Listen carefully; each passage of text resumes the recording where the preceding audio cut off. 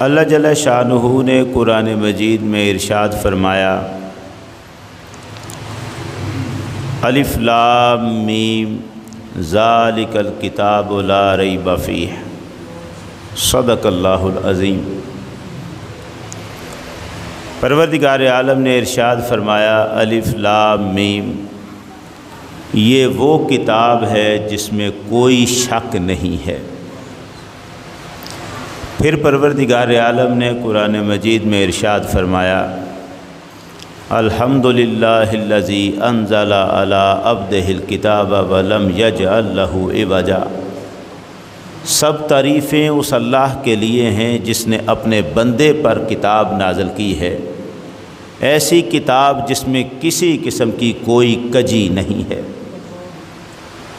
پھر پروردگار عالم نے ارشاد فرمایا،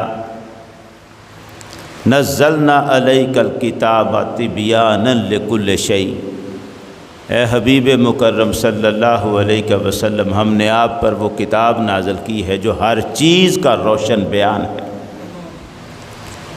پروردگار عالم نے قرآن مجید ہدایت کی آخری کتاب کے طور پر محمد عربی صلی اللہ علیہ وسلم پر نازل فرمایا ہے۔ قرآن مجید سارے انسانوں کی ہدایت کے لیے آیا ہے۔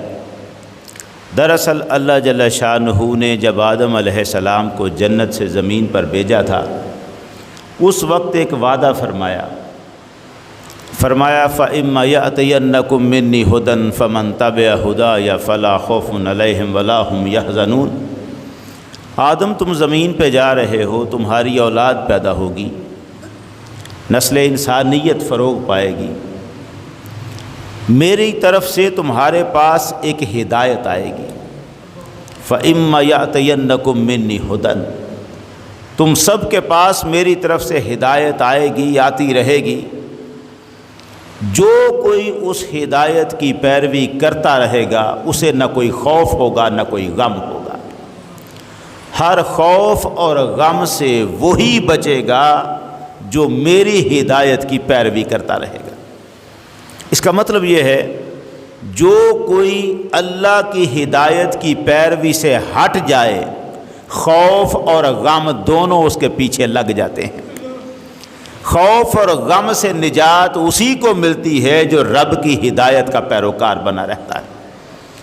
یہ جو ہدایت اللہ نے وعدہ کیا تھا آدم علیہ السلام کے پاس آئی، پہلے نبی آدم علیہ السلام بنے، اللہ کی ہدایت اپنی اولاد کو دیتے رہے، اولاد بڑھتی رہی، وقفاً وقفاً مختلف وقتوں میں اللہ کی وہی ہدایت زمین پر انبیاء کے ذریعے سے آتی رہی۔ چونکہ لوگوں کی عقل اعلیٰ درجے پہ نہ تھی، لوگوں کی ضرورتیں لامحدود درجے پر نہ تھیں، لوگوں کے علاقے بہت زیادہ وسیع نہ تھے، اس لیے ہدایت بھی ہر زمانے، ہر علاقے اور ہر قوم کی ضرورت کے مطابق تھوڑی تھوڑی آتی رہی۔ پھر وہ زمانہ آیا جس زمانے نے پچھلے سارے زمانوں کی عقلوں کو مات دے دینی تھی، سارے زمانوں کی ضرورتیں پیچھے رہ گئیں اور آنے والے زمانے میں ساری ضرورتیں اکٹھی ہو جانی تھیں، زمانے کی حدیں ختم ہو جانی تھیں، علاقے کی حدیں ختم ہو جانی تھیں۔ انسانیت کو ایک ایسی ہدایت کی ضرورت تھی جو ہر لحاظ سے کامل اور مکمل ہو۔ اب اس ہدایت میں کوئی کمی نہ ہو، ہدایت مکمل درجے پر کھڑی ہو۔ یہ زمانہ جب آتا ہے تو اس زمانے کا نقطہ آغاز جہاں سے یہ زمانہ شروع ہوتا ہے، اس زمانے میں جب انسانیت کو ہدایت کی کامل صورت کی ضرورت ہوتی ہے، پروردگار محمد عربی کو زمین پر بھیج دیتا ہے۔ ہدایت کا وہ سلسلہ جو نامکمل تھا، جو تھوڑی تھوڑی آتی تھی۔ میں ایک مثال پیش کرتا ہوں۔ حضرت عیسیٰ علیہ السلام انجیل لے کے آئے تھے، انجیل میں اللہ کی حمد کرنے کے لیے کیا الفاظ پڑھے جائیں ہے ہی نہیں۔ اسی لیے آج بھی چرچ میں جا کر عیسائی جس کتاب کو پڑھے گا وہ انجیل نہیں ہوگی، وہاں اسے زبور پڑھنی پڑتی ہے۔ پوری انجیل میں نکاح اور طلاق کے احکام کا ذکر ہی نہیں ہے، کیونکہ خود عیسیٰ علیہ السلام نے شادی کی ہی نہیں، اس لیے شادی کے احکام کیا ہیں نہیں پتہ۔ پچھلی ہدایتیں نامکمل شکل میں تھیں، ضرورت نہ تھی، مسئلہ نہ پیش آیا۔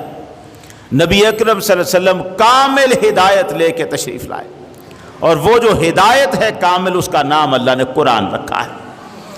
قرآن مجید کامل ہدایت ہے، مکمل ہدایت ہے، اور ہدایت کا تعلق سمجھ کے ساتھ ہوتا ہے۔ گویا اگر ہم قرآن کو سمجھ نہ پائیں تو ہدایت حاصل نہیں کر سکتے۔ ہدایت کیا لکھی ہے قرآن میں، یہ جاننے کے لیے قرآن کو سمجھنا پڑے گا، سمجھنا ضروری۔ قرآن سمجھیں گے تو قرآن کی ہدایت کا پتہ چلے گا، پھر ہم ہدایت پر عمل کر سکیں۔ یہ بات جو میں نے کی ہے بالکل حق ہے، سچ ہے، سب لوگ کرتے ہیں کہ قرآن ہدایت کی کتاب ہے، اللہ کی طرف سے ہدایت آئی ہے تاکہ لوگ فلاح پا سکیں، کامیاب ہو سکیں، اللہ کی مرضی کو جان سکیں۔ تو ظاہر ہے قرآن کو کوئی سمجھے گا تو پتہ چلے گا نا اللہ کی مرضی کیا ہے، قرآن کو کوئی سمجھے گا تو ہدایت کا پتہ چلے گا۔